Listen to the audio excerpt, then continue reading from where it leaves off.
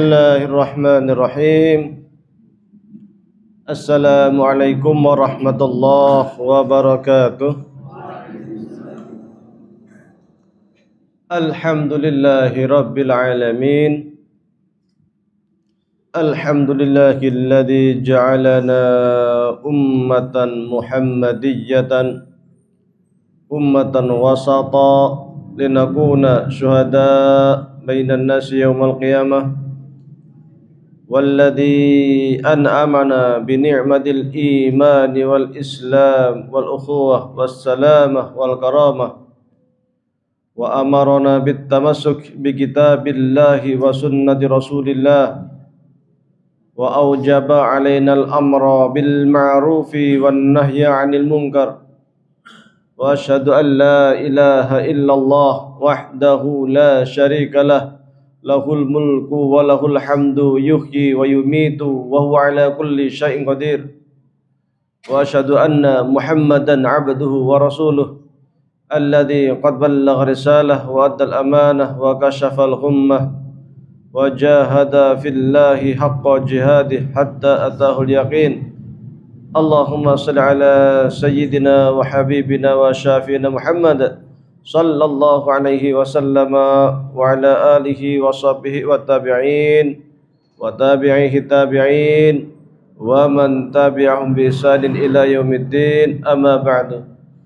Jemaah sekalian yang kami hormati, puji syukur kehadirat Allah Subhanahu wa taala, pada sore hari ini kita sama-sama dapat kumpul talabul ilmi, silaturahmi, mudah-mudahan mendapatkan barakah dari Allah Subhanahu wa taala. Salat serta salam semoga tetap tercurahkan kepada baginda Nabi Muhammad sallallahu alaihi wasallam. Sama sekalian yang kami hormati, sebuah kebanggaan bagi kami kemarin dari Korp Mubalik Nganterjo bisa ke Tretep. Ya, jadi kalau biasanya saya yang ke Ngadrejo gantian, kemarin yang pemudanya yang ke Tretep. Ada beberapa yang baru pertama kali ke Tretep, ternyata tempatnya luar biasa. Naik ya, malam-malam gerimis, sebagian kanan atau kirinya jurang, nah itu sangat indah. Itu belum itu, kalau kabut pas turun tebel lebih serem lagi kan, licin. Ya, begitulah ya. Yang ilmu memang sangat ideal untuk dicari. Maka dalam hadis itu dikatakan tolab, mencari. Jadi ilmu itu dicari. Kalau mau datang sendiri ya susah ya. Bahkan Nabi Musa saja suruh mencari ilmu, Nabi, apalagi kita. Kalau dibanding Nabi Musa itu kita siapa gitu kan? Kita itu bukan siapa-siapa. Seorang Nabi saja masih diminta untuk mencari ilmu. Saking mulianya ilmu, saking tingginya derajatnya orang yang berilmu, sampai Allah memberikan teladan kepada kita. Nabi kon nguber-uber guru. Nabi Musa itu nyari guru itu nggak gampang, putar-putar berhari-hari, berbulan-bulan sampai ketemu Nabi Khidir itu. Jadi kita suruh meneladani bagaimana Nabi Musa itu mencari ilmu yang harus berkorban tenaga ya, harus berkorban pikiran, dan itu sangat membanggakan. Sengaja saya share di Facebook ya, di grup itu untuk jadi teladan bagi cabang-cabang lain baik di Temanggung atau lainnya, supaya yang daerah-daerah yang di sana ada pesantren Muhammadiyah itu pemudanya bisa memanfaatkan. Jadi pesantren tidak hanya dimanfaatkan oleh santri, pesantren itu terbuka, siapapun bisa datang untuk nyantri. Ya, bukan hanya yang daftar lulus SD, lulus SMP, plus harus bayar SPP, harus bayar uang masuk. Nek orang bayar uang masuk, orang untuk ngaji, nah kan Nah, kita enggak. Jadi manfaatkan sekolah-sekolah pesantren kita yang banyak di mana-mana itu supaya pemuda yang di sekitar pesantren mau masuk pesantren minta diajarin. Saya kok sampai sekarang hakul yakin para asatid yang di pesantren itu kalau ada pemuda Muhammadiyah datang pingin ngaji kok mereka sangat senang. Ya, sangat senang pasti. Sehingga tidak hanya santri yang memanfaatkan santri-santri yang terdaftar resmi, tetapi kita para pemuda itu bisa juga ikut menimba ilmu. Tinggalnya ke depan kita pikirkan untuk yang putri. Kira-kira bagaimana kan gitu. Pemudanya udah semangatnya udah tinggi, nah, ke depan kita pikirkan bagaimana supaya semangat ngaji itu dari NA khususnya itu juga bisa naik semangatnya. Ya, karena kalau ngaji Aisyahnya semangat, Aisyah. Tapi yang NA yang agak lemah, ya. Kemarin di Muntung alhamdulillah yang mudi-mudi sudah mulai bermunculan. Yang muda-muda juga mulai bermunculan. Awalnya di atas 50 tahun, ya. Nah, sekarang sudah mulai bermunculan. Saya senang kalau yang ngaji itu pemuda itu. Karena kita ini yang akan memegang tali dakwah ke depan, ya. Estafet itu kan dari kalangan muda. Kalau generasi mudanya ini kita malas untuk ngaji, maka ke depan suram. Karena yang menjaga ideologi, yang jaga Islam itu ya kita-kita ini. Kadang yang di pusat atau yang di wilayah seminar keislaman temanya tinggi-tinggi tentang islamisasi ilmu, tentang globalisasi, tentang politik umat dan sebagainya. Tapi kita yang di bawah ini, ibu-ibu itu banyak juga yang belum paham perbedaan antara haid, nifas, istihadah, damul wiladah. Kadang belum paham itu sesuatu yang sangat rendah, yang sangat sederhana. Padahal itu yang sangat penting terkait dengan sah tidaknya sholat, terkait dengan kewajiban kita. Batasan wajah dalam wudhu itu seberapa? Kadang ibu-ibu kita juga belum paham. Nah, yang tahu ini siapa? Ya guru kampung, ustadz kampung, ya kita-kita ini. Maka perlu untuk selalu kita buat kaderisasi ya. Kaderisasi ulama, dai supaya bisa ngopeni jamaah kita yang di kampung. Bahkan ngaji pun kadang ya masih panjang pendeknya, tajwidnya juga kadang masih belum pas, masih banyak. Maka rujukan ar-ruju' ilal Qur'an wa sunnah yang terlalu tinggi itu harus kita turunkan untuk akar rumput ya. Kenapa kok kajian-kajian kita itu kadang kurang diminati jamaah? Karena temanya terlalu menggunung, terlalu tinggi, tidak bersentuhan langsung dengan kebutuhan umat ya. Padahal yang di bawah itu kan pengen yang praktis-praktis, yang membatalkan wudhu, yang bisa sholat dengan baik kan gitu, yang sunnah-sunnah sholat dan sebagainya. Karena yang sederhana itu kadang kurang terperhatikan, padahal itu yang sangat penting. Baik, kita lanjutkan. Coba langsung aja ke faslun fi ikhtiyaril ilmi wal ustadz ya. Bawah lagi. Ya. Faslun fi aywa ya itu. Ya.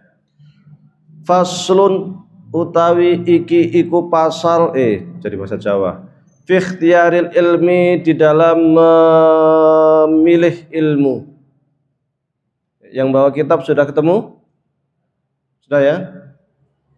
Faslun pasal atau bab fi ikhtiyaril ilmi di dalam memilih ilmu wal ustadi dan guru wasyariki dan rekan ya. Wasabati dan konsisten. Jadi ketika kita belajar pun perlu milih guru. Kalau salah milih guru repot. Zaman sekarang itu banyak guru abal-abal. guru YouTube, guru Google. Ora iso ngaji, maca bahasa Arab ora iso, tapi sudah berani berfatwa. Ini sangat membahayakan. Akhirnya fatwanya sesat, menyesatkan. Orang baca Qur'annya belum baik, bahasa Arab nggak bisa, tetapi mengatakan Ustadz Adi Hidayat itu Ustadz Syubhat. Enten mboten? Banyak. Quran aja kita belum hafal ya. Tapi sudah berani menyalahkan kiai-kiai kita yang belajarnya sudah lama, baca kitabnya sudah banyak. Ini masalah. Maka taklim muta'alim itu dari dulu sudah mengingatkan kepada kita cara pilih guru. Yang bagi li talibil ilmi, yang bagi selayaknya li talibil ilmi bagi penuntut ilmu ayyakhtara untuk memilih min kulli ilmin dari setiap cabang ilmu ahsanahu yang terbaik wama yahtaju ilaihi wama dan sesuatu yahtaju yang membutuhkan ilaihi kepada ilmu fi amri dinihi kecepatan ya kecepatan bentar. Yang bagi selayaknya, saya ulangi ya, selayaknya li talibil ilmi bagi penuntut ilmu. Ibu sudah ketemu? Halaman, kalau di saya halaman 14. Oh 13, yang kitab itu halaman 13.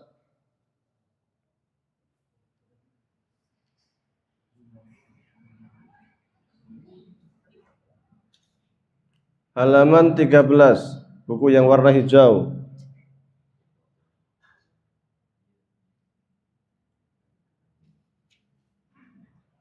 Ya.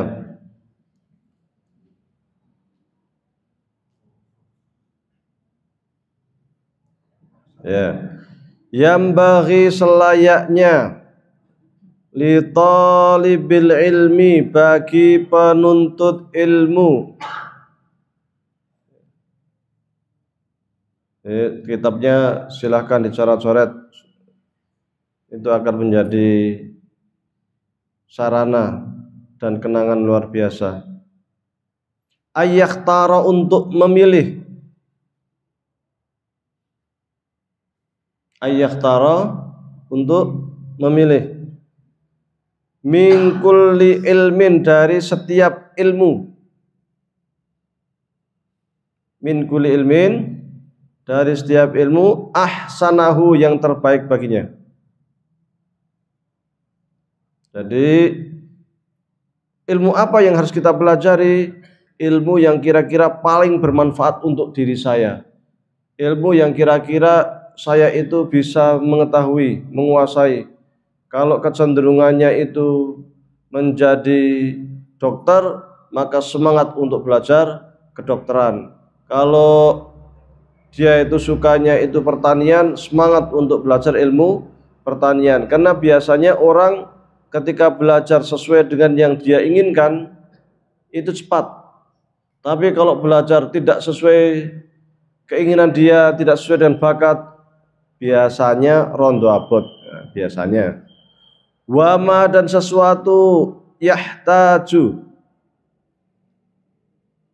yang membutuhkan, yang dia itu membutuhkan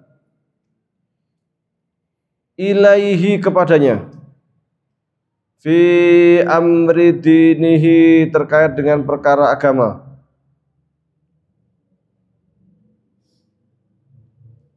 fil hali saat itu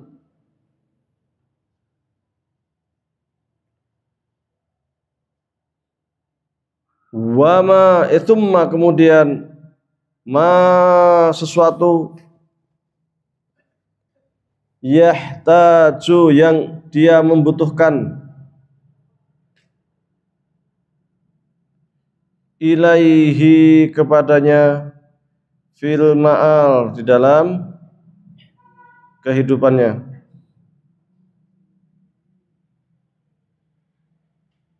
Wa yuqaddamu dan didahulukan ilmu tauhid wal ma'rifah dan ilmu ma'rifah. Wa ya'rifullaha dan mengetahui Allah Ta'ala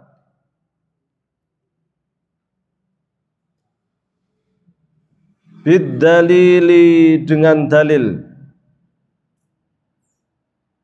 Fa inna imanal muqallidi karena sesungguhnya iman seorang muqallid, karena sesungguhnya iman seorang muqallid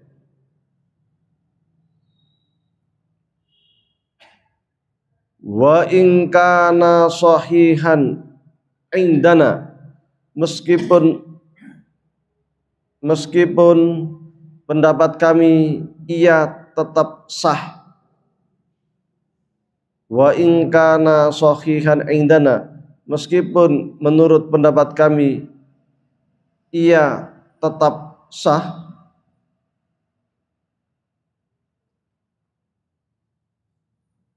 Lakin namun yakunu athiman, ia berdosa. Ia berdosa bitarkil istidlali, karena meninggalkan dalil.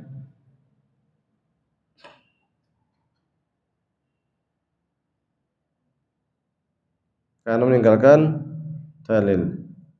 Jadi wa yakhtaru al-atiqa, dan memilih sesuatu yang benar.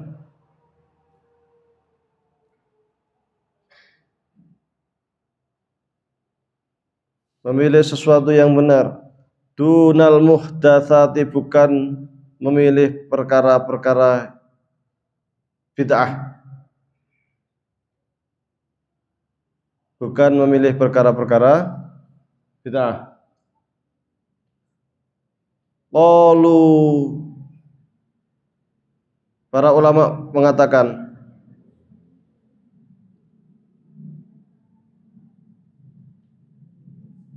alaikum, hendaknya kalian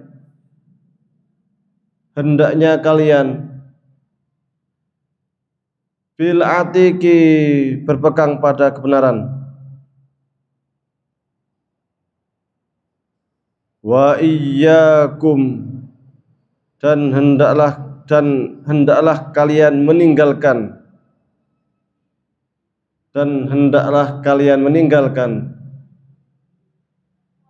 wal muhdatsati, perkara-perkara bid'ah.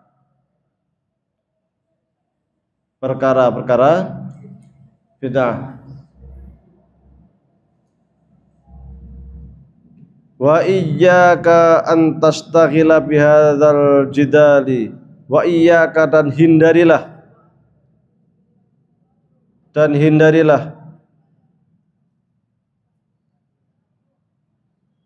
an tastaghila, engkau menyibukkan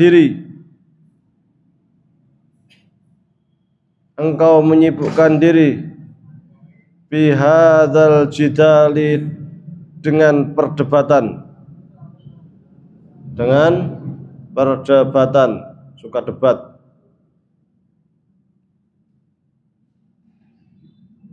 Nah, ini bagus sekali nih bukunya. Alladzi dhahara, yang nampak, yang muncul.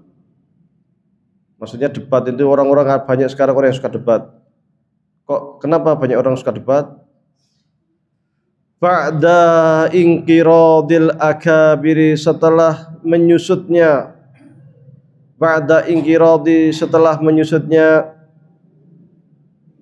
al-akabiri minal ulama, para ulama besar.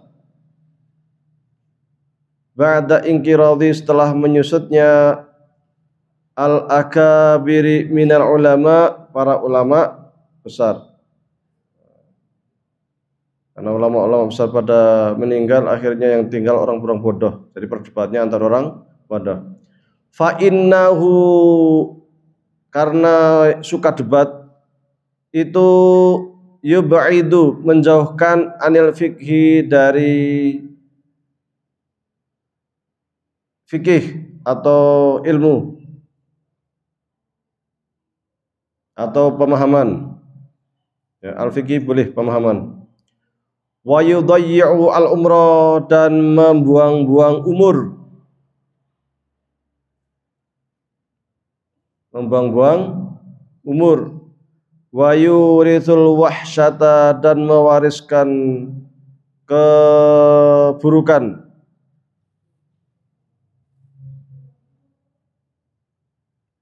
Keburukan wal adawata dan permusuhan. Wa huwa dan ia, maksudnya debat.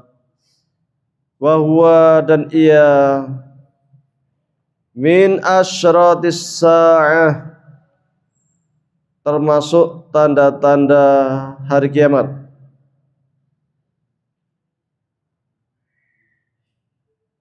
Tanda-tanda hari kiamat. Wartifa'il ilmi dan diangkatnya ilmu, wal fikhi dan fikih atau pemahaman. Baik. Jadi tatkala kita niat untuk mencari ilmu, ada beberapa rambu-rambu, ada beberapa cara yang digariskan oleh para ulama supaya di dalam menuntut ilmu itu kita tidak salah atau terjerumus pada ilmu-ilmu yang justru menyesatkan kita. Maka yang pertama ilmu yang harus kita cari itu ilmu yang paling bermanfaat untuk kita. Sekarang pertanyaan yang kedua, ilmu yang paling bermanfaat itu paling utama itu apa? Yang pertama adalah ilmu tauhid. Karena tauhid itu yang akan menuntun kita menuju surga. Karena tauhid itu yang menjadi pondasi amal-amal kita. Sebaik apapun seseorang beribadah, kalau tauhidnya rusak, maka ibadahnya rusak. Sebaik apapun orang bermuamalah, ya kayak Bill Gates itu, dia sedekahnya banyak deh ke Afrika. Banyak dia sedekahnya. Apakah bermanfaat? Tidak. Kenapa? Karena dia bukan muslim. Ibarat rumah itu dia nggak megang kuncinya, nggak akan bisa masuk rumah. Jadi kunci surganya nggak dia pegang, nggak akan bisa masuk surga. Makanya kan di dalam hadis dikatakan miftahul jannah la ilaha illallah, miftahul jannah la ilaha illallah, la ilaha illallah Muhammadur Rasulullah. Kunci surga, kunci suarga, la ilaha illallah. Kunci suarga, la ilaha illallah, la ilaha illallah Muhammadur Rasulullah. Kuncinya harus kita pegang dulu. Kalau kuncinya sudah sama kita, baru ibadah lainnya itu akan bisa menolong dia. Tapi kalau kuncinya nggak ada, ya nggak bisa. Maka ilmu pertama itu namanya ilmu tauhid, mengetahui, meyakini tiada Tuhan selain Allah, Muhammad Rasulullah. Dan kalau tauhidnya sudah kuat, digoda apapun tidak akan terpengaruh. Yang namanya tukang sihir Fir'aun, ketika tahu yang dibawa oleh Fir'aun itu kebenaran, ya, waktu itu kan Fir'aun mengatakan, wah Nabi Musa itu paling tukang sihir. Kalau tukang sihir mah kita juga banyak punya tukang sihir. Maka saya tantang Nabi Musa, kita kumpul kapan waktunya, silahkan keluarkan sihirnya, kita akan keluarkan tokoh para tukang sihir, kan gitu. Maka di hari yang sudah ditentukan, tukang sihir Fir'aun ngumpul, Nabi Musa datang, disaksikan oleh masyarakat, oleh bangsa Mesir pada waktu itu. Tukang sihir Fir'aun melemparkan tali, maka tali itu seakan-akan menjadi ular. Tapi tukang sihir tahu, paham benar bahwa yang dia lempar itu tali dan dia itu bukan ular. Tapi saharu ayunan nas, menyihir, menghipnotis mata orang-orang yang memandang sehingga seakan-akan tali itu ular. Maka pada waktu itu Allah perintahkan kepada Nabi Musa untuk melemparkan tongkatnya. Dan ternyata tongkatnya Nabi Musa benar-benar berubah menjadi ular. Dan tukang sihir melihat, loh kok ular beneran? Punya saya kan cuma sihir, cuma main tipu-tipu, tapi kok ularnya Nabi Musa kok ular beneran? Sampai ular-ular kecil yang dilemparkan oleh tukang sihir dimakan habis semuanya. Maka tukang sihir itu tahu ini benar ini. Yang dibawa oleh Musa ini benar ini. Ini bukan tipu-tipu, ini bukan sihir. Maka mereka semuanya para tukang sihir itu sujud hormat kepada Nabi Musa dan menyatakan pengakuannya terhadap Nabi Musa, pengakuannya terhadap tauhid la ilaha illallah. Maka kemudian tukang sihir ini semuanya ditangkap oleh Fir'aun. Bukan hanya ditangkap, tapi juga disiksa, diberi hukum mati. Hukum matinya bukan dipenggal saja, tapi disiksa dulu. Mereka ditaruh di pohon kurma, ikat di pohon kurma. Setelah diikat di pohon kurma, dipotong tangannya, potong kakinya sampai tak punya tangan, tak punya kaki, tak punya dua tangan, tak punya dua kaki. Baru dipenggal, disiksa. Tapi ketika para tukang sihir itu disiksa, karena tauhid itu telah masuk ke dalam sanubarinya, ke dalam hatinya, mereka dengan penuh keyakinan mengatakan, wahai Fir'aun, kamu hanya akan bisa menyiksa, membinasakan tubuh saya, tetapi engkau selamanya takkan mampu memisahkan iman saya, takkan mampu menggoyahkan iman saya. Jadi iman itu ketika sudah tertancap di dalam hati seseorang, takkan mudah goyah. Maka di sini disebutkan iman itu menurut mazhab ahlu sunnah wal jamaah tidak boleh taklid. Taklid itu apa? Taklid itu ngikut kiai ini umpamanya. Kenapa kamu muslim? Bapak saya Islam maka saya Islam. Nek bapak saya murtad, nyong yo melu murtad. Nah, ini namanya taklid. Di dalam persoalan tauhid tidak diperkenankan taklid. Cuman melu-melu tok. Enggak boleh. Berislam itu harus i'tiqadun jazim. Yakin benar bahwa memang agama Islam itu adalah agama yang paling benar. Harus yakin. Sehingga apapun yang terjadi saya adalah seorang muslim. Kan gitu.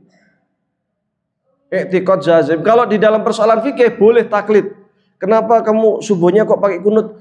Kata kiai saya kalau subuh itu pakai kunut. Boleh. Karena fikih. Kenapa kalau sholat bismillahnya kok bahasanya pelan? Bismillahirrahmanirrahim. Alhamdulillahi rabbil alamin. Ar-Rahmanir Rahim. Maliki yaumiddin. Kenapa kamu baca bismillahnya pelan? Kiai saya bilang begitu, saya ikut aja lah, saya kan orang awam. Nah, boleh. Di dalam persoalan fikih taklid ngikut kiainya boleh. Bahkan menurut Imam Syatibi di dalam kitab Al-I'tisam, ya, Al-Muwafaqat. Bahkan juga termasuk Ibnu Taimiyah termasuk mengatakan demikian, mazhabnya orang awam itu ikut kiainya. Jadi kalau kita ini fikih kita itu ya ikut apa kata kiai. Kalau kita sebagai orang Muhammadiyah taklidnya kemana? Majelis tarjih, wis pokoknya mantep melu majelis tarjih, melu HPT, melu fatwa tarjih kan gitu. Biar yang mikir sana lah, kita yang penting ngamalin. Karena mikir itu berat, untuk sebuah menghasilkan satu produk hukum itu nggak gampang. Perlu buka-buka sekian kitab, buka-buka sekian hadis, otak-atik Al-Quran. Nah, itu tugasnya para alim, para ulama. Adapun kita wis yang penting melu senang harap gitu. Kita tahu dalilnya, alhamdulillah. Orang ngerti dalilnya ya ora apa-apa. Namanya juga orang awam. Orang awam itu tidak dituntut macam-macam. Kalau orang awam dituntut seperti ulama, akhirnya bubrah persis seperti zaman sekarang di medsos. Ngaji nisi ora karu-karuan, bahasa Arab ora iso, mengatakan ulama asyubhat, ulama kafir, ulama murtad. Ngerepot ini. Ya. Foto-foto ulama dicentangin itu. X nggak boleh ikut ulama ini, nggak boleh. Loh kita siapa gitu. Dibanding mereka ini sudah berapa hadis yang kita hafal, Al-Qur'annya sudah berapa juz yang kita hafalkan kan gitu. Nah belum apa-apa sudah coret-coret. Nah ini bahaya. Maka orang awam wis yang penting ikut kiainya. Cuman tidak boleh fanatik. Karena dalam fikih itu perbedaan pendapat sangat lumrah. Sehingga ketika terjadi perbedaan pendapat ya monggo saja. Yang mau sholat taraweh 11 rakaat monggo, yang 23 ya monggo, yang enggak sholat taraweh juga monggo kan gitu, sunnah kan. Yang subuhnya pakai kunut silakan, yang enggak kunut juga silahkan. Yang persoalan yang enggak sholat subuh ini baru masalah karena wajib.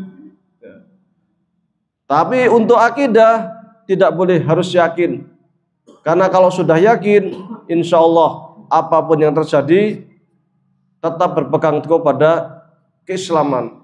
Karena kadang orang itu hanya karena lemah ekonomi, banyak utang, lalu datanglah orang ngetuk pintu mengatakan kalau kamu pengen lunas hutang gampang, sementing ikut saya tak lunasi kabeh hutangi.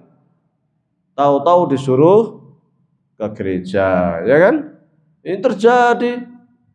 Dan di Candi Rota nih Ngaterso ya, ada itu gara-gara hutang pindah agama. Nah, ini kan soal iman. Dulu Ibunda Masyitoh sampai direbus hidup-hidup karena mempertahankan la ilaha illallah. Siap meninggal dalam kondisi direbus. Dan ini seorang perempuan, ya, syahid perempuan, istrinya Firaun, ya, Asia. Akhirnya beliau masuk Islam. Oleh Firaun dihukum apa? Dibawa ke padang pasir, diikat tangan kanan, tangan kiri, kaki kanan, kaki kiri, padang pasir ditinggal. Udah tinggal begitu aja. Padang pasir itu panas yang minta ampun tuh, semelengket sikil tuh kalau menyak ini gosong. Bukan kayak di kita, kalau kita kan tanah ya. Nek padang pasir itu udah hampir mirip-mirip, kalau di kita itu seng. Nah, jam 12 siang pas panas-panasnya minyak seng. Nah, orang semenglet ya. Panas itu. Lah itu dijemur begitu sampai meninggal. Doanya Rabbi bnili baitan fil jannah wa najjini min fir'auna wa amali wa najjini min al-qawmi dzalimin. Ya Allah, bangunkan saya istana di surga. Saya ridho untuk sampai disiksa oleh suami saya, oleh Fir'aun, dijemur di padang pasir, tidak ada seorang pun, tidak ada yang menolong pun. Saya ridho ya Allah. Tapi tolong saya mohon ya Allah, bangunkan saya istana Mekah di surga. Selamatkan saya dari kezaliman, kekafirannya Fir'aun. Yang penting saya tidak ikut kafir. Nah, jadi syahid juga perempuan. Bahkan yang syahid pertama kali pada masa Rasul Shallallahu Alaihi Wasallam perempuan juga. Sumayyah perempuan. Ditangkap oleh orang-orang Quraisy, suruh kembali kepada kekafiran. Tidak mau. Tetap la ilaha illallah Muhammad Rasulullah. Apa yang terjadi? Disiksa, disiksa, disiksa. Perempuan, ibu-ibu tetap tidak mau. Akhirnya tangan kanannya diikat, tangan kirinya diikat. Di sini diikat dengan kuda, di sini diikat dengan kuda. Kudanya suruh satu lari ke sana, satu lari ke sana. Terbelah tubuhnya menjadi dua. Syahid la ilaha illallah. Perempuan juga. Ashabul Ukhdud. Wow, itu lebih ramai lagi. Ya, di Yaman pada waktu itu, ketika Raja Yaman dia marah besar karena banyak penduduknya yang ikut tauhid la ilaha illallah, dia buatkan parit besar, dia taruh kayu bakar, kasih bensin, nyalakan api, semua yang mengatakan la ilaha illallah dibakar hidup-hidup. Sampai ada seorang wanita yang bawa bayinya masih kecil. Ketika hendak dilempar dia ragu-ragu, apa saya ikut raja saja ya? Tapi saya itu gimana ya? Bingung sih bu ini karena mikir bayinya, mikir adik kecilnya, babynya ini. Tiba-tiba seorang bayinya itu mengatakan, wahai bunda, tetaplah mengatakan la ilaha illallah. Jangan bergeming wahai bunda. Padahal bayi masih belum 2 tahun, biasanya itu nggak bisa ngomong, masih tiba-tiba bisa bicara, wahai bunda, tetapkan imannya wahai bunda. Jangan engkau gadekan dunia dengan akhiratmu. Maka ketika bayinya ini bisa bicara, memantapkan hati bundanya, maka tetaplah ia beriman. Akhirnya dia dengan bayi kecilnya dilempar, dibakar hidup-hidup bersama rekan-rekannya yang mengucapkan la ilaha illallah. Ini keimanan. Banyak sekali kisah ya dalam sejarah ya. Di dalam membela keimanan harus mengorbankan nyawanya. Ya. Kalau kita di Indonesia ya banyak juga. Tahun 65 korban G30 SPKI itu ya. Banyak itu kiai-kiai itu yang disiksa, dibantai oleh orang-orang kafir kan. Orang-orang yang anti Tuhan, orang-orang komunis yang kejamnya luar biasa ya. Karena bagi komunis musuh utama mereka itu adalah orang yang beragama. Karena komunis mengatakan ad-din afibul ummah. Yang namanya agama itu candu bagi suatu bangsa sehingga ia harus dimusnahkan. Maka musuhnya komunis adalah agama, semua agama, terutama agama Islam. Maka mereka sangat benci sekali dengan orang beragama. Mudah-mudahan komunis tidak bangkit lagi, karena mereka sangat mengerikan ya. Perkara tauhid, dan tauhid itu di sini disebutkan bil istidlal, dengan bukti. Bukti tauhid itu sederhana. Mengapa kamu percaya adanya Allah? Oh, sederhana saja. Wong ini ada kursi, ini pasti ada yang buat. Ini ada meja, ini pasti ada yang buat. Nggak mungkin meja itu datang dengan sendirinya. Nggak mungkin kursi ini muncul dengan sendirinya. Ada yang buat. Ada saya, pasti ada yang buat. Ada jagat raya, ada bumi, ada langit, ada bintang gemintang, ada rembulan. Pasti ada yang membuat. Siapa yang membuat? Allah Subhanahu wa ta'ala. Jadi dengan bukti, dengan keyakinan ketika kita bertauhid. Dan jangan mengikuti perkara-perkara bid'ah. Bid'ah itu apa? Al-muhdatsat, menambah-nambah atau mengurangi dalam persoalan agama. Ya. Itu namanya muhdatsat. Wa kullu muhdatsatin bid'ah. Wa kullu bid'atin dhalalah. Wa kullu dhalalatin finnar. Ya, namanya muhdatsat, membuat dalam perkara agama, menambah atau mengurangi, itu perkara bid'ah. Setiap bid'ah itu pasti sesat, dan setiap yang sesat itu pasti neraka. Cuman kita harus paham dulu bid'ah itu apa. Ya. Kalau Imam Syatibi mengatakan perkara bid'ah itu perkara yang yudahi al-ahkam asyariyah, membuat perkara yang menyerupai hukum syariat. Bid'ah itu bisa terkait dengan tauhid, bisa terkait dengan fikih.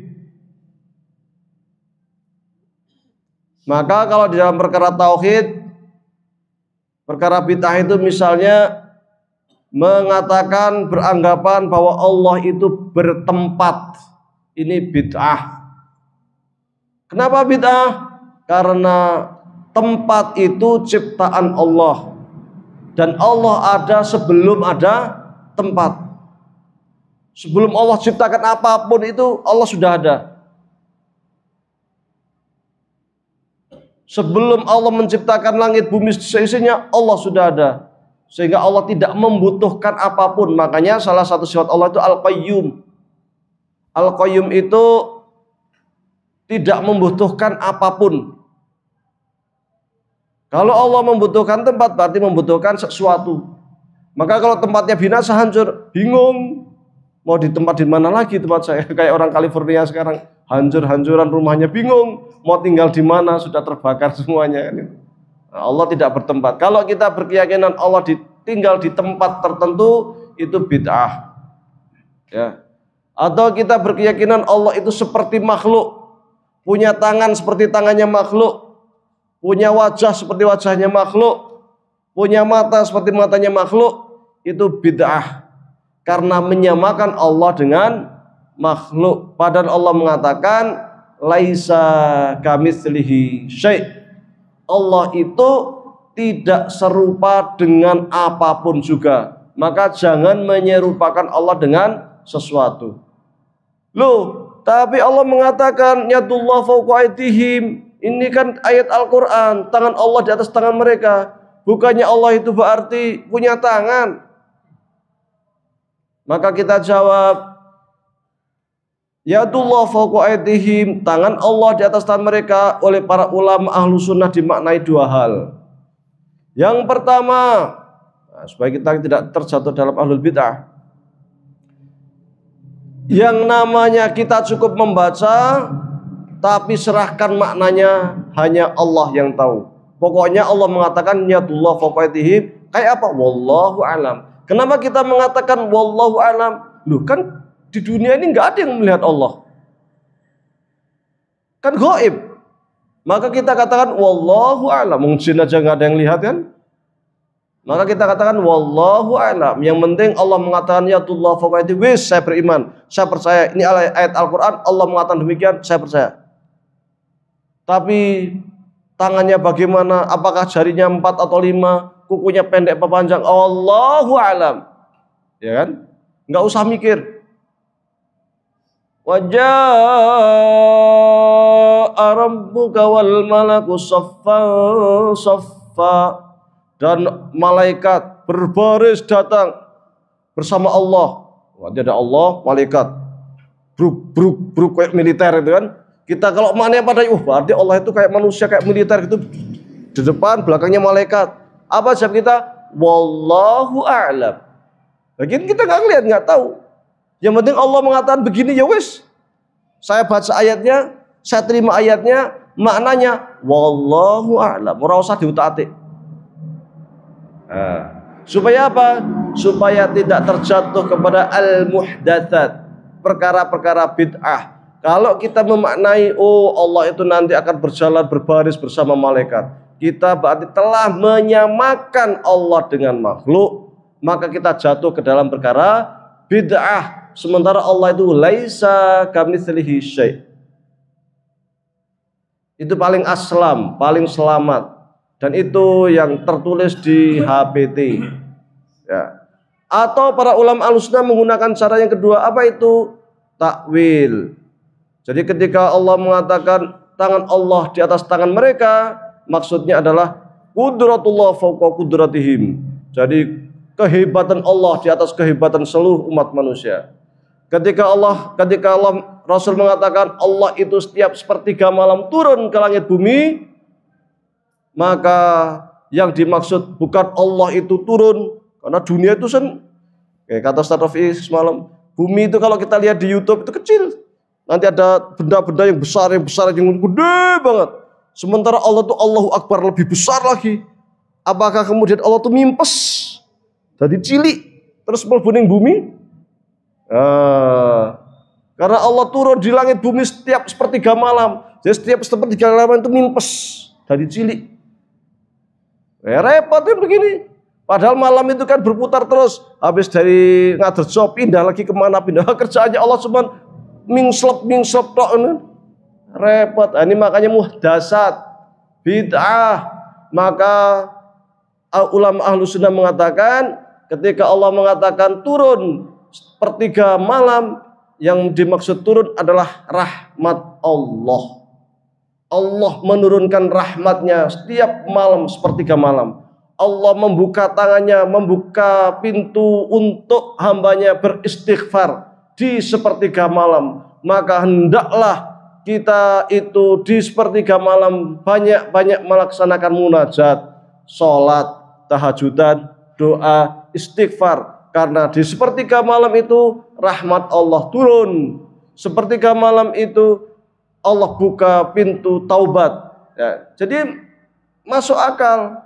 Jangan kemudian menyamakan Allah dengan makhluk sehingga kita masuk dalam perkara al-muhdatsat. 3 menit lagi. Yang kedua, yang terkait dengan al-muhdatsat di dalam perkara fikih. Sholat subuh 2 rakaat kurang marem, tak tambah.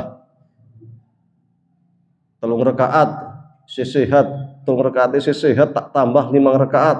Nah, ini namanya bid'ah. Poso kok Ramadan tok tak tambahin poso mutih plus ngerowot. Nah, tambah meneh poso weton. Men marem kan. Padahal kalau kita mau ngikutin puasa sunnah ya banyak. Ya Ramadan ada, 6 hari Syawal ada, 3 hari tiap pertengahan bulan ada, poso Daud ada, Senin Kemis ada, poso bulan haram ada. Banyak sekali. Kalau kita ngikutin puasa-puasa yang ada saja surah kuat. Jadi rasa nambah-nambah ngerowot, poso mutih ya. Gamping entek, kertas entek dipangani kabeh. Ada temennya ke masjid pakai baju putih langsung kelambine disaut tangan. Wah, ini namanya muhdatsat ya. Haji kok di Mekah. Nek di Mekah ki banyak yang meninggal. Wonge sampai berapa 2-3 juta. Maka kita pindahlah mulai tahun depan sepakat kita pindah untuk orang Indonesia hajinya di Monas. Wah. Nah, ini namanya muhdatsat.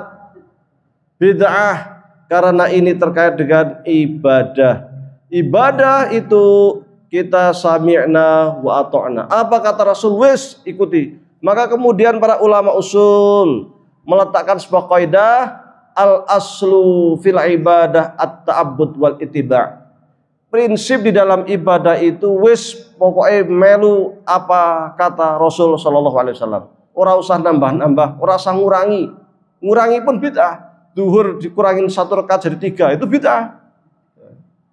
Puasa Ramadan 30 wah kokean nah diskon gitu kan. Jadi 15 men rakabotan karena sudah ma'rifat, sudah sampai apa istilahnya itu. Wis al-arif billah, wis ma'rifatullah katanya kan. Nah, ini enggak boleh. Meskipun orang itu mengaku telah sufi, tidak boleh kemudian sampai menggugurkan hukum syariat Allah. Sehingga Imam Junaid mengatakan, ya, Imam Junaid Al-Baghdadi yang sering dibacakan Al-Fatihah ya, sering dikirimin doa. Beliau mengatakan apa? Tariqatuna, jalan kami itu muqayyadun bil kitabi wa sunnati. Itu terikat dengan Al-Qur'an dan sunnah. Maka siapa yang ngaku melu Imam Junaid tetapi punya ibadah-ibadah yang bertentangan dengan Al-Qur'an sunnah berarti nggak ikut Imam Junaid. Karena Imam Junaid Al-Baghdadi mengatakan thariqat kami itu terikat dengan Al-Quran dan Sunnah Rasulullah SAW. Adapun terkait al-muamalah ad-dunyawiyah, ya, terkait dengan perkara-perkara dunia, maka kita sangat dianjurkan untuk berkreasi. Dianjurkan. Dulu manusia naik kuda, maka kemudian naik kereta, kemudian naik mobil, kemudian naik pesawat dan lain sebagainya. Sekarang sudah mobil terbang dan sebagainya. Boleh berkreasi. Dulu jual beli dengan by hand, ya, dengan tangan langsung. Sekarang pakai Shopee, sekarang pakai jual beli macam-macam. Itu boleh berkreasi. Sekarang bahkan ada ATM yang isinya makanan, tinggal masukin duit, enter ceplok, makanannya turun, gitu. Nah, ini bukan bid'ah.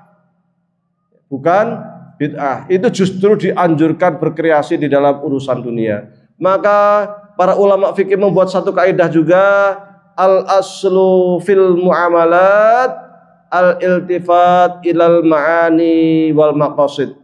Bahwa prinsip di dalam muamalat itu yang penting makna dan tujuan.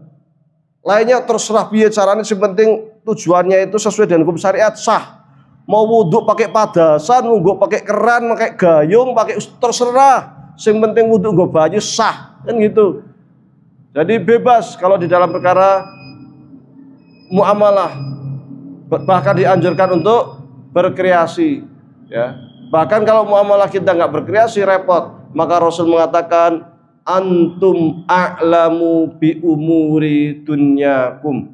Kamu semuanya ini lebih paham terkait dengan perkara dunia, maka berkreasilah sebanyak mungkin terkait dengan perkara dunia. Sebaliknya, untuk ibadah jangan berkreasi, tidak boleh berkreasi di dalam urusan ibadah.